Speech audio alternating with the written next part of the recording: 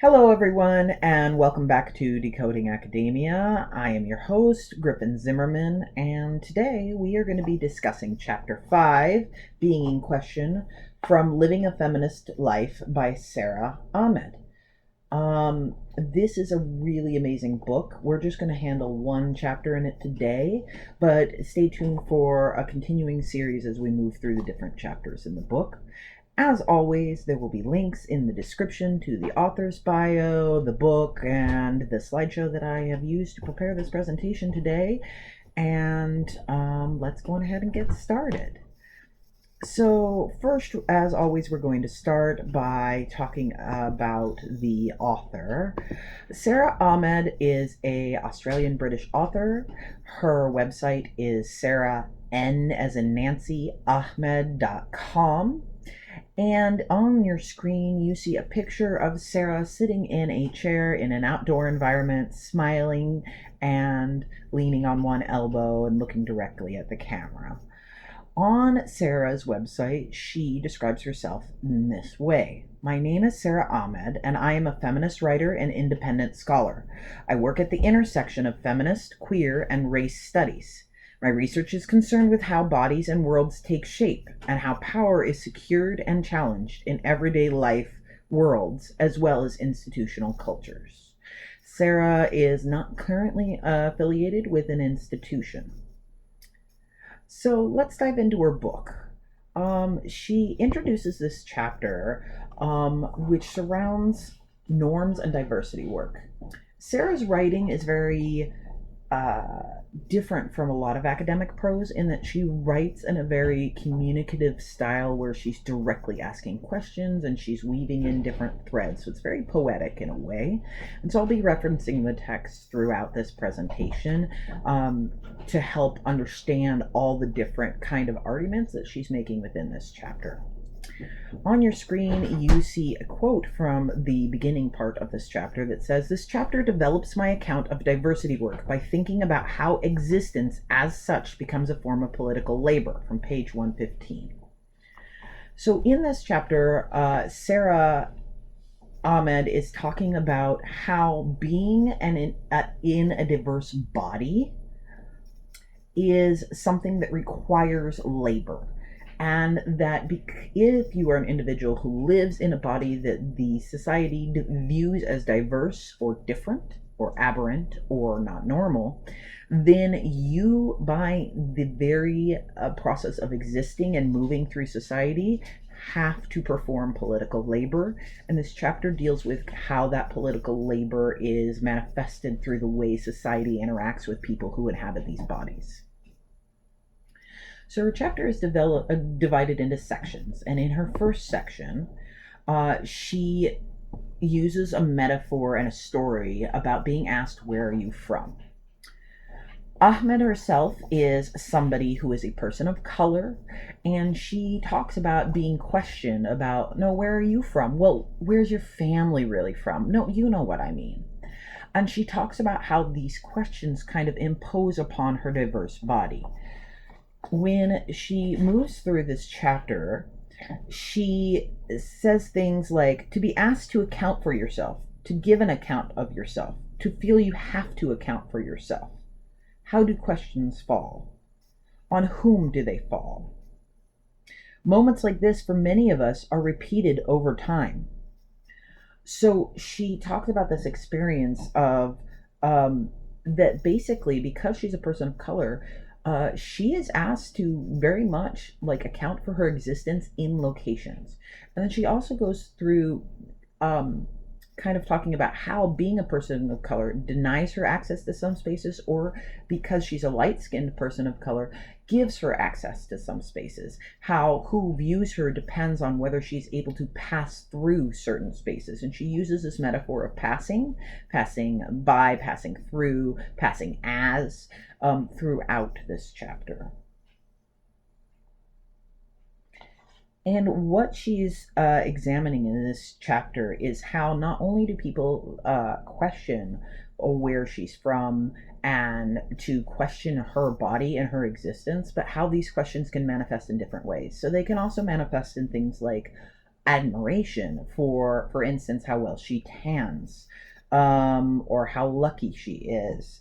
They also can manifest in ways where she's compared to something else and she's viewed as close to white or as white or not close to white. And so she says this creates this hierarchy, this categorization. Are you one of them or are you one of us? And that determines the kind of work that she has to do just to move through the world. And so we have a couple quotes from the chapter that are useful for us understanding what she's talking about in this section. First is this. This is what intersectionality can mean in practice. Being stopped because of how you can be seen in relation to some categories. Not white, Aboriginal, not middle class. Being able to start up because of how you are seen in relation to others. Not Aboriginal, middle class, white, page 119. So here she is helping form a definition of a term that is used a lot in academic spaces right now. Intersectionality is a term that was founded by Kimberly Crenshaw in 1991. It is from Black feminist theory, and what it means is looking at the various ways, the categories in which your body or your life falls, give you or deny you access to power. So, for instance, race, disability, heterosexuality or non-heterosexuality, class, where you're born, your accent, all of these things can either give you more power or take away your power in society. And what intersectionality tells us is when these different categories overlay onto each other, where we get situations where people have less and less access of power because they have multiple marginalities or multiple areas in which they are viewed as diverse bodies. And so one of the things we can learn from Ahmed here is how this looks like in practice. So she's saying that people or society at large views a diverse body and views it their right to stop and question that body based on how they are related to certain categories, and then you're allowed to pass through that questioning based on your relation to others. So they stop you based on what they see, and then depending on how you resolve the questions, they either allow you to continue or they don't. And so your very movement, your very passing through the world is defined by how you are related to these different categories. And that is a way of understanding how intersectionality works. The second quote on this slide says, "But if you do not constantly have your legitimacy thrown into question, if you are not asked whether you are a woman constantly, repeatedly, if you do not have the door shut in your face when you try to enter that room, then you do not have to pass as a woman in the same way." And this is page 120. So here again, Ahmed is expanding on this concept of intersectionality. And what she's helping us understand is that even if you share a category with another individual, that doesn't mean that your movement through the world is the same as their movement through the world.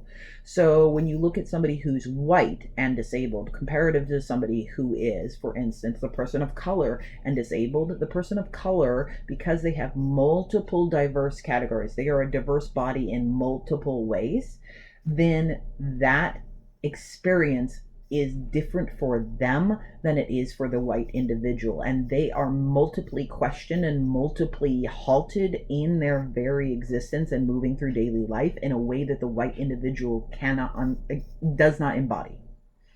And so Ahmed here is helping us understand that there is a fundamental caution to intersectionality, that you cannot assume that just because you share a category of diversity that your experience is equal to all other areas of diversity or the experience of being diverse in multiple ways. So the next section of the chapter is entitled Being a Question. And in this section of the chapter, she talks about how people question basically what's wrong with you, or question your existence or how you got that way. And so she talks about this in several ways. She talks about this in terms of heterosexuality and homosexuality or being queer. She also talks about this in terms of disability. So she talks about how when you are in a diverse body, people think that it is appropriate, or society teaches us that it is appropriate to question that body, and it is their right to question your body because you are something other than the norm. So this question is something where it is, she has a quote in here on page 121 that says, when you deviate from a straight line, it is the deviation that has to be explained. So basically explain yourself. Well, when did you know that you were gay? Or, well, what happened to you? What went wrong? Why are you disabled?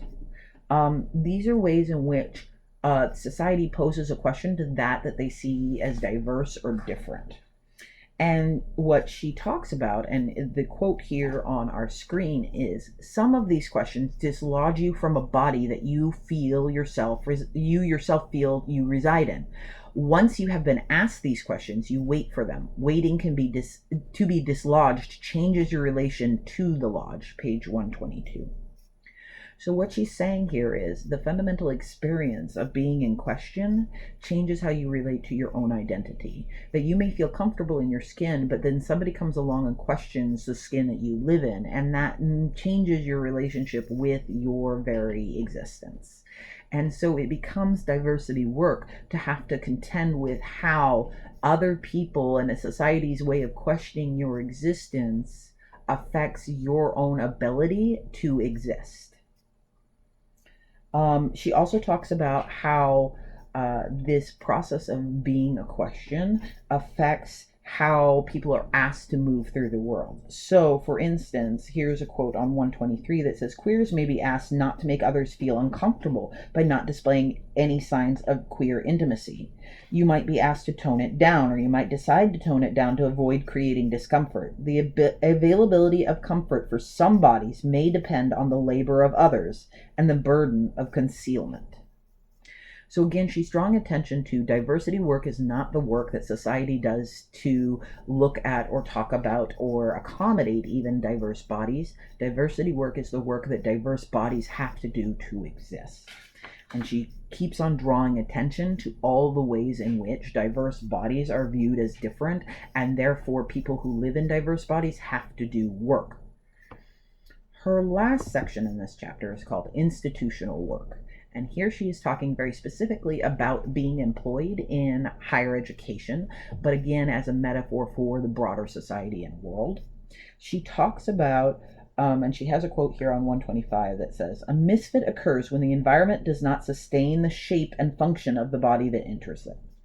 So she's talking about this metaphor of the world is being created for normative bodies and normative people. And when you are diverse, you then have this mismatch between how you exist and how the world expects you to exist. And the world doesn't fit. It's like being in a pair of clothes that doesn't fit, except you cannot change the world out. And so you're being forced to contend with this non-fit, this misfit situation. And she talks about how in the institution, you're asked to make yourself fit in multiple ways. So the quote on your screen reads, institutional passing, survival within an institution, let alone career progression, might depend not challenging norms, or might even depend on the extent to which you can increase your proximity to them.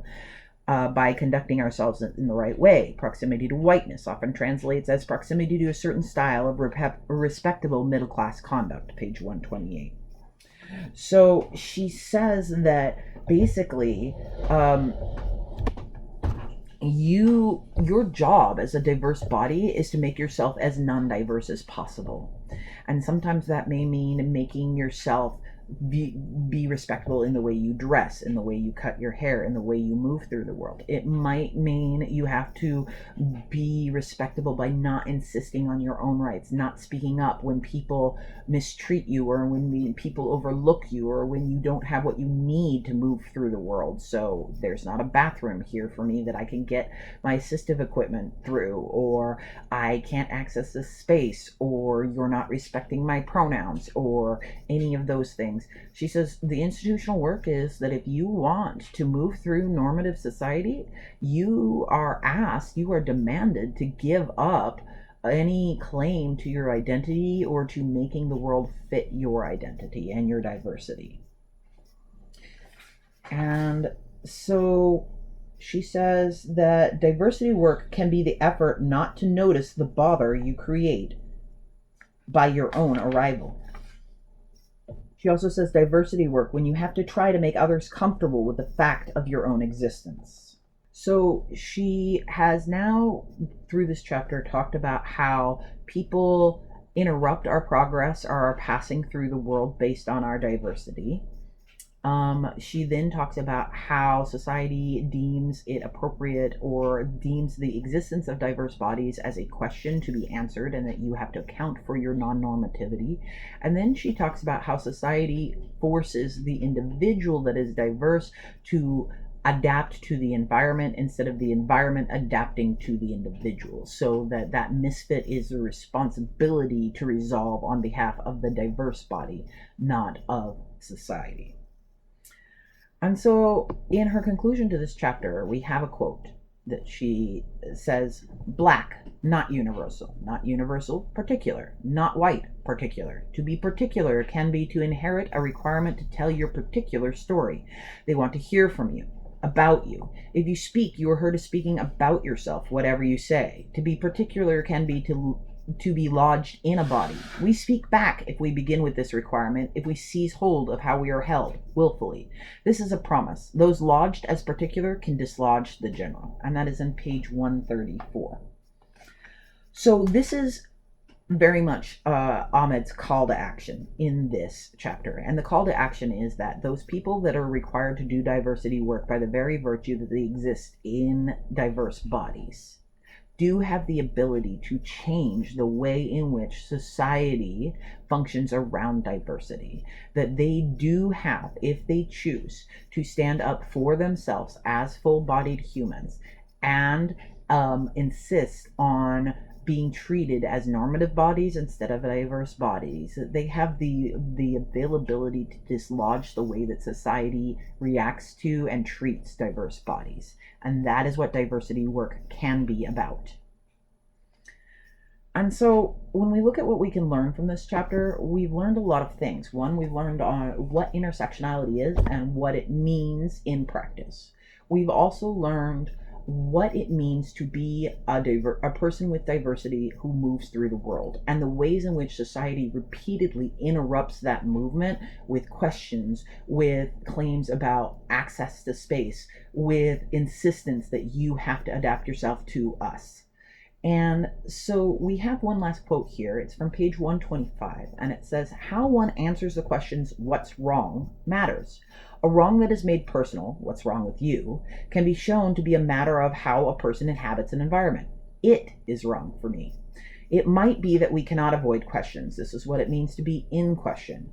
The political struggle then becomes to find a better way of answering the questions, ways of questioning the questions, so that the world that makes some beings into questions becomes what we question." And so what we learn from Ahmed is that we have a social responsibility if we want to craft a more egalitarian or more accessible and more equal world. What we have to do is we have to start questioning the world, not allowing the world to treat the diverse bodies that exist in it as if they are the problem. So instead of locating the problem and the responsibility of diversity work in diverse bodies, what we as a society need to do and answer this call that Ahmed is giving us is to instead challenge the world for its perceptions of and the way it intercedes on or interrupts the movement of diverse bodies and the existence of diverse bodies. So I hope you've enjoyed our discussion of Chapter 5 of Living a Feminist Life, called Being in Question. And as always, if you've enjoyed this, give us a like. If you'd like to follow along on the rest of the chapters as we release them, go on ahead and subscribe and hit that bell so you don't miss any. And if you are a YouTuber or another scholar who would like to do a guest spot or discuss any of the texts we have on this channel, please go on ahead and let me know. I'd be happy to collaborate. Until next time, this has been Decoding Academia.